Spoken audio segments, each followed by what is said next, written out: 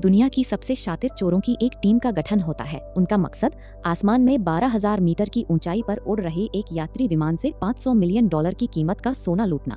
ये काम नामुमकिन सा लगता है, लेकिन यही वो कड़ी है जहां से एक ऐसी कहानी शुरू होती है जिसने सुरक्षा एजेंसियों की जड़ें हिला दी। सब कुछ एक आलीशान नीलामी से शुरू होता है।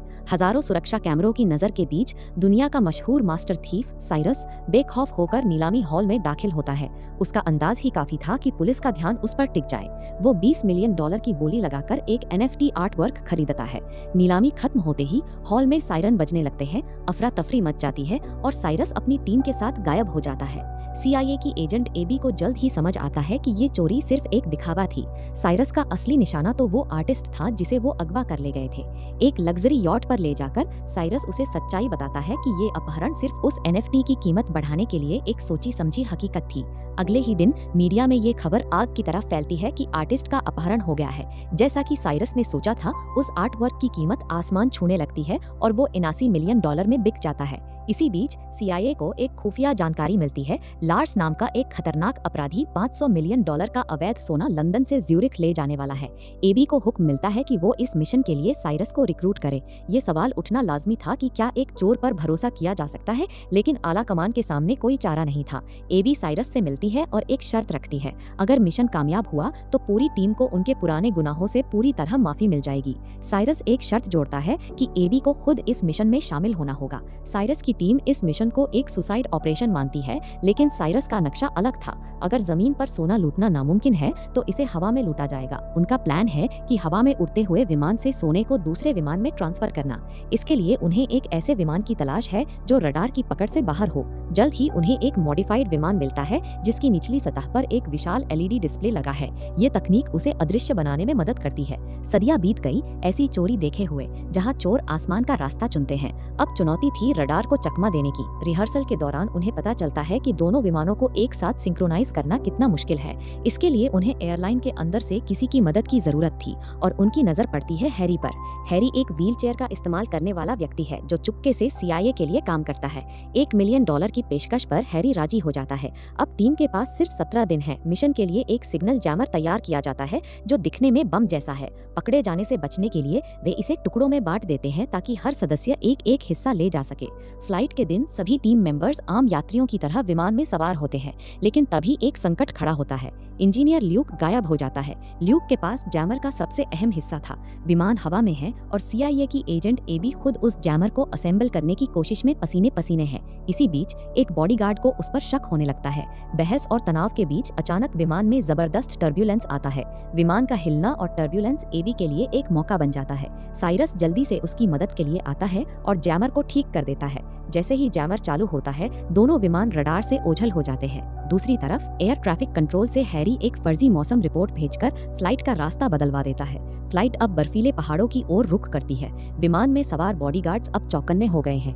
कार्गो होल्ड में मैग्नस सोने की तिजोरी खोलने की जद्दोजहद में लगा है। सब कुछ रुक सा गया है। सिक्योरिटी सिस्टम काम नहीं कर रहा, लेकिन तभी बिना किसी चेतावनी के वॉल्ट का ताला खुल जाता है। खजाना अब उनकी पहुंच में है, लेकिन तभी विमान के केबिन में एक बॉडीगार्ड की नजर किसी संदिग्ध हरकत पर पड़ती है और वो सतर्क हो जाता है। एक पल गंवाए बिना विमान के अंदर ही खूनी संघर्ष छिड़ जाता है। यात्रियों की चीख पुकार के बीच भगदड़ मच जाती है। केबिन में मचे इस हंगामे और हाथापाई की आवाज सीधे कॉकपिट में बैठे कैप्टन तक पहुंचती है। स्थिति की गंभीरता को भांपते हुए कैप्टन तुरंत सबसे करीबी एयरपोर्ट पर इमरजेंसी लैंडिंग करने का फैसला करता है। विमान तेजी से नीचे उतरना शुरू कर देता है। जैसे ही विमान आल्प्स के एक बर्फीले एयरपोर्ट पर उतरता है, बॉडीगार्ड्स साइरस को गन पॉइंट पर ले लेते हैं और उसे जबरन कार्गो होल्ड में खींच ले जाते हैं। वे उसे सोने का मुआयना करने और तुरंत लार्स को इसकी सूचना देने का आदेश देते हैं। लार्स बेहद शांत स्वभाव से पूरी स्थिति सुनता है।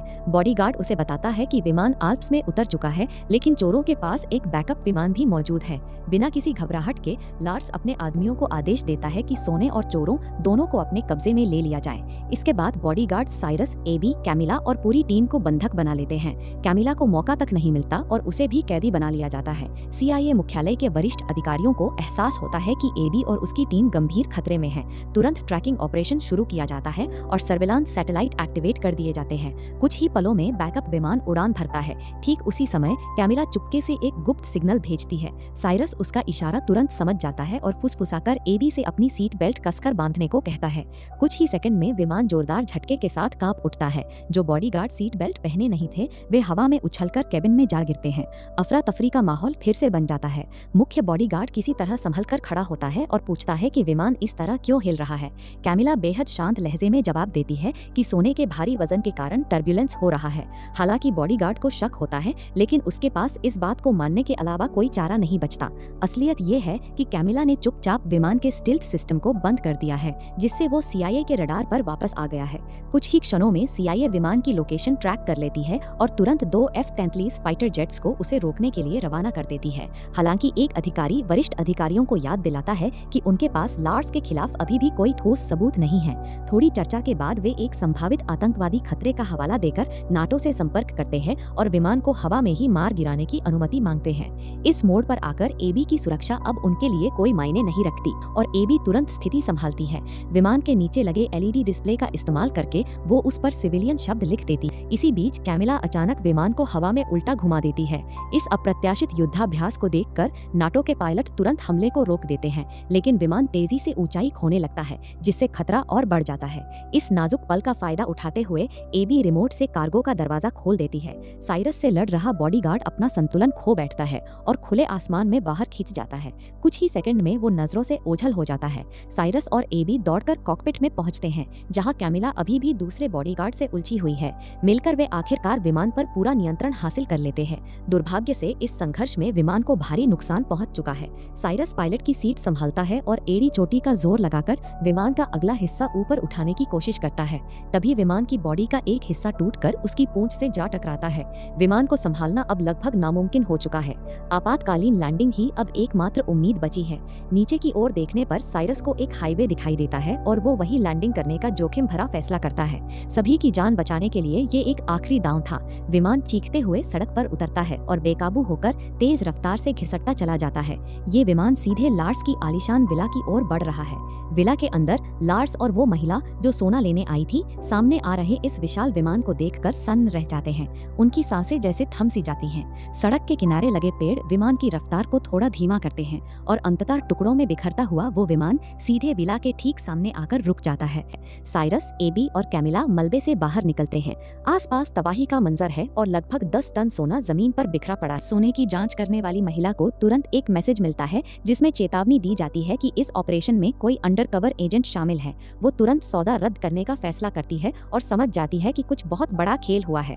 उसका ये भी निष्कर्ष है कि इन तीनों बचे हुए लोगों में से कोई एक कानून प्रवर्तन एजेंसी से मिला हुआ है। जैसे ही वो वहाँ से मुड़ने लगती है, लार्स का धैर्य जवाब दे देता है। बिना एक पल गंवाए वो 2 गोलियां चला देता है। महिला जमीन पर गिरती है और मौके पर ही दम तोड़ देती है। लार्स के चेहरे पर कोई शिकन नहीं है, लेकिन वो ये नहीं जानता कि ये पूरी घटना मिसनान द्वारा यात्री विमान के छिपे हुए कैमरों में रिकॉर्ड की जा चुकी है। गुस्से से उबलते हुए लार्स पूछता है कि उनमें से अंडरकवर ऑफिसर कौन है। बिना डरे साइरस आगे बढ़ता है और यहीं से इस कहानी का सबसे निर्णायक पड़ाव आता है। लार्स अपनी बंदूक उठाता है और साइरस को गोली मारने ही वाला होता है कि तभी पुलिस की गाड़ियां सायरन बजाती हुई पहुंचती हैं और पूरे इलाके को घेर लेती हैं। घबराया हुआ लार्स तुरंत साइरस और उसकी टीम पर अवैध घुसपैठ का आरोप लगाता है और खुद को बेकसूर साबित करने की कोशिश करता है, लेकिन कुछ ही पलों में पासा पूरी तरह पलट जाता है। साइरस पुलिस वालों को सोने की तस्करी और हत्या की पूरी हकीकत बता देता है।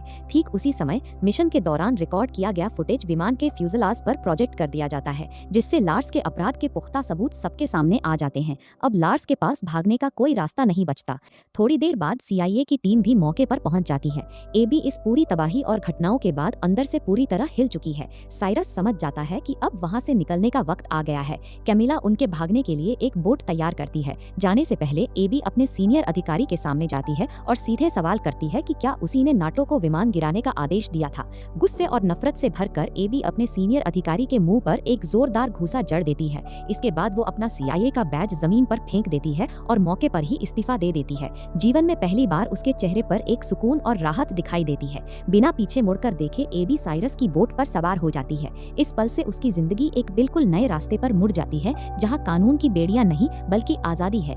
नक्शा अब पूरी तरह बदल चुका है और खेल का असली अंजाम अभी बाकी है।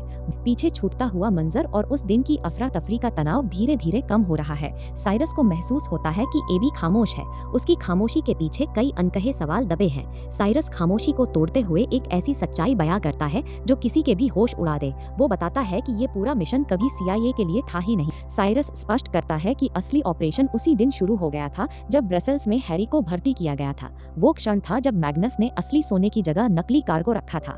असली सोना पहले ही कहीं और भेजा जा चुका था, जबकि विमान में लदे बक्से केवल पेंट की गई धातु के थे जो सोने जैसे दिखते थे। उन नकली बक्सों को यात्री विमान में लादा गया था। जो कुछ भी हवा में हुआ वो सब केवल एक बहस और ध्यान भटकाने का जरिया था। लार्स और CIA दोनों की नजरें पूरी तरह उसी विमान पर टिकी थी। ये मिशन का सबसे खतरनाक हिस्सा था, लेकिन सब कुछ बिल्कुल योजना के अनुसार हुआ। साइरस ये भी खुलासा करता है कि ल्यूक का अचानक गायब होना कोई इत्तेफाक नहीं था। एबी को लगा था कि ल्यूक डर कर भाग गया है, लेकिन असल में उसे मिशन का सबसे अहम काम सौंपा गया था। ल्यूक की जिम्मेदारी थी कि वो असली सोने को सुरक्षित रूप से समुद्र में गिरा दे। वो सोना विशेष रूप से डिजाइन किए गए तैरने वाले कंटेनरों में सील किया गया था जो कभी डूब नहीं सकते थे। जब पुलिस और CIA जमीन पर बेकार धातु के बक्सों को बरामद करने में व्यस्त थे, तब असली खजाना पहले ही समुद्र में सुरक्षित छिपा दिया गया था। CIA के हाथ कुछ नहीं लगा, सिर्फ कबाड़। एबी ये सुनकर खिलखिलाकर हंस पड़ती है। उसे यकीन नहीं होता कि उस बड़ी एजेंसी को इतनी चालाकी से मूर्ख बनाया गया है। उसे अंततः एहसास होता है कि साइरस और उसकी टीम ने हर चाल पहले से ही तय कर रखी थी। साइरस समझाता है कि उनकी टीम कभी किसी सरकार या संगठन के लिए काम नहीं करती। वे केवल एक दूसरे पर भरोसा करते हैं और इसीलिए एबी को इस मिशन में शामिल किया गया था ताकि वो उनकी कार्यप्रणाली को समझ सके। जल्द ही टीम के बाकी सदस्य भी वहां पहुंच जाते हैं। एक दूसरे को देखकर सभी के चेहरे पर मुस्कान है और वे गले मिलते हैं। इस खतरनाक मिशन को सफलतापूर्वक पार करने के बाद साइरस एबी को एक रिमोट कंट्रोल थमाता है। वो उससे कहता है कि मिशन का अंतिम चरण अब उसके हाथों में है। बिना किसी हिचकिचाहट के एबी वो बटन दबा देती है। समुद्र की सतह पर लहरें उठने लगती हैं और धीरे धीरे धातु के विशाल कंटेनर पानी से बाहर निकलने लगते हैं। कुछ ही पलों में 10 टन असली सोना समुद्र से बाहर आ जाता है। एबी की आंखें अविश्वास से फटी रह जाती हैं। वो एक गहरी सांस लेती है, जैसे उसके कंधों से कोई भारी बोझ उतर गया हो। साइरस उसकी ओर देखकर मुस्कुराता है। पूरी टीम एक साथ खड़ी है और अपने सामने रखे उस विशाल खजाने को देख रही है। $500 मिलियन की कीमत का 10 टन सोना अब उनका है। ये वही खजाना है जिसने एक ऐसी जंग को जन्म दिया था। एबी एक पल के लिए चुप रहती है। वो अपनी पुरानी जिंदगी के बारे में सोचती है, जहाँ हर फैसला नियम और आदेशों से बंधा था।